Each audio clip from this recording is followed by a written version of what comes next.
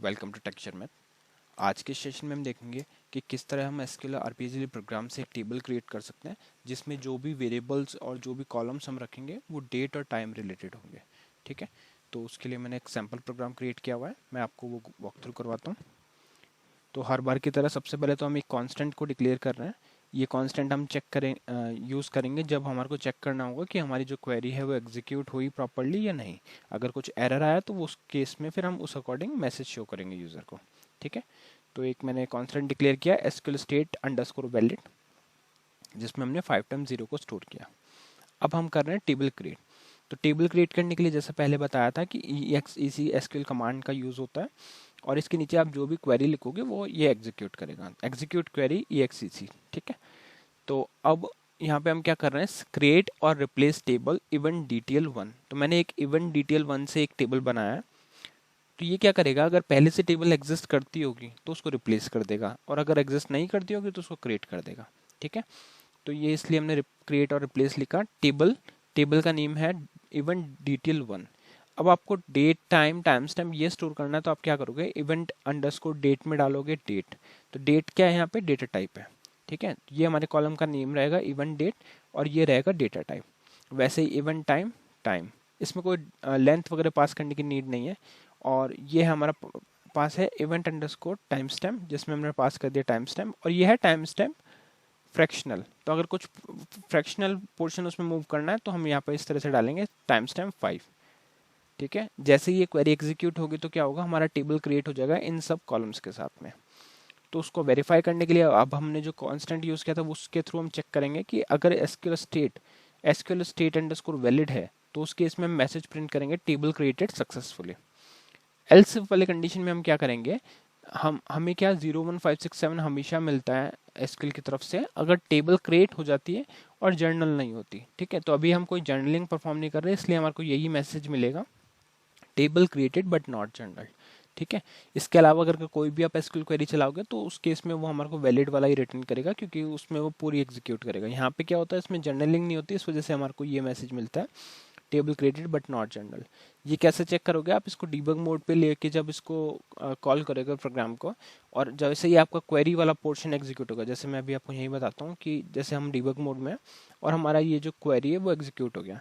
Execute होते ही आप SQL state को चेक करना, ईवी एसक्यूएल स्टेट लिखोगे कमांड लाइन पे, तो वो आपको एसक्यूएल स्टेट बता देगा कि कौन सा रिटर्न हो रहा है।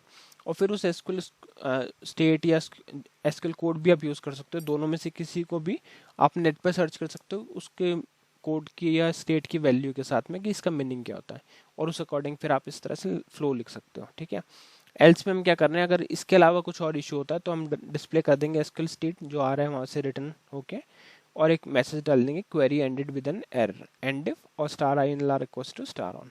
तो यहाँ पे हमने कर दिया इसको स्टार ऑन। ठीक है, तो ये बहुत ही सिंपल सा प्रोग्राम था। इसमें बस हमने क्या किया, एक टेबल क्रिएट किया और इस बार जो भी हमने कॉलम्स वहाँ पे डिफाइन किया वो थे डेट और टाइम से related, date time time stamp और फ्रैक्शनल। अब हम क्या करेंगे, इसको कंपाइल करते हैं और कंपाइल करके इसका आउटपुट चेक करते हैं। ये कंपाइल हो गया सक्सेसफुली, कॉल करते हैं। तो पहला यहाँ पे मैसेज मिला table created but not general. अब यहाँ पे मैं एक strSQL रन करके दिखाता हूँ आपको। यहाँ पे हम क्वेरी रन करेंगे, select star from Sharmit 1 slash event DTL1।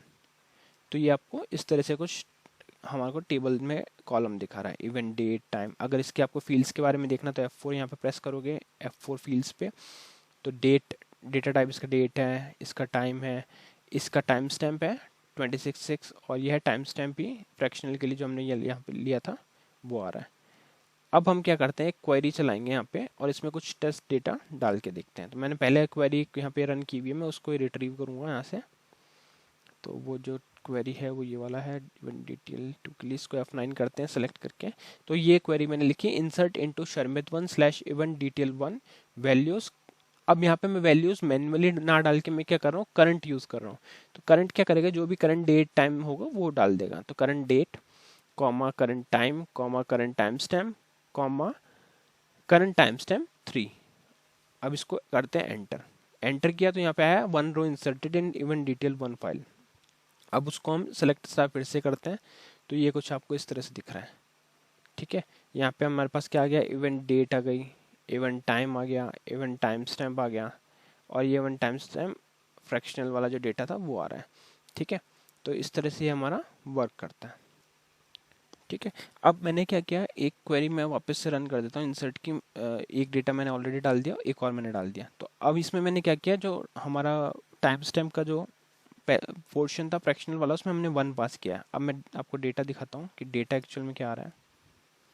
तो उसके लिए मैं ये वाली क्वेरी रिट्रीव करता हूँ, select star from F4 enter. ठीक है, तो यहाँ पे देखो हमने पहले फ्रैक्शनल डाला था 3, तो उसने क्या किया, 3 डेसिमल वैल्यूज को दिखाया, यहाँ पे डेसिमल में 3, बाकी को 0 कर दिया। फिर बाद में जो मैंने अभी रिसेंटली जो क्वेरी रन की उसमें मैंने सिर्फ 1 पास किया, तो ये सिर्फ 1 वैल्यू दिखा रहा है यहाँ पे, है ना। तो इस तरह से आप फ्रैक्शनल में यहाँ पे टाइम स्टैम्प के साथ में जितना भी वैल्यू दोगे वो उतनी डेसिमल पोजीशंस आपको टाइम स्टैम्प में दिखाएगा।